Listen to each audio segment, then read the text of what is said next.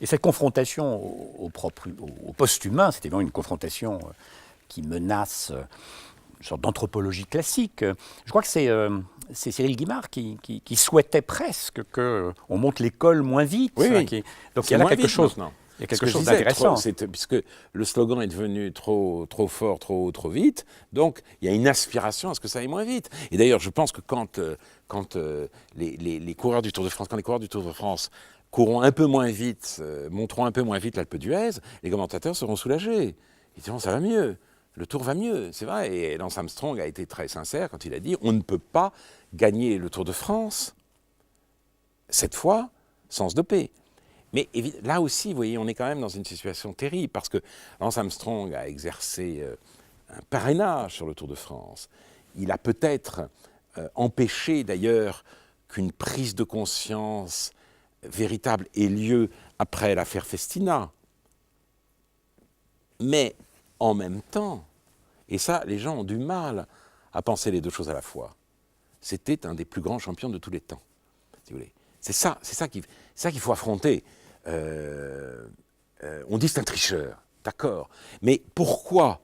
L'une des raisons, il y en a sans doute beaucoup, mais l'une des raisons pour lesquelles il est passé aux aveux, c'est qu'il voulait naïvement que sa suspension puisse être levée de manière à lui permettre de courir à 40 ans des triathlons. Et quand il courait des triathlons l'année dernière, ou il y a 2 ou 3 ans, il les gagnait. Et tout le monde sait que le triathlon est l'épreuve sportive la plus dure et la plus exigeante qui soit. C'est dingue. Donc il affrontait des Américains, vous voyez, des Américains de 18-20 ans, qui sont d'une force exceptionnelle, et lui, à l'âge qu'il avait, il les battait.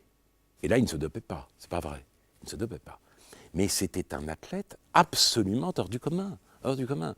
Et donc, et voilà, mais on a du mal à penser les deux choses. Donc, c'est un menteur, donc c'est un tricheur, donc il a suffi, si vous voulez, qu'il se pique pour grimper l'école. Et c'est aussi pour cela que je suis un peu agacé par l'attitude générale vis-à-vis des coureurs du Tour de France.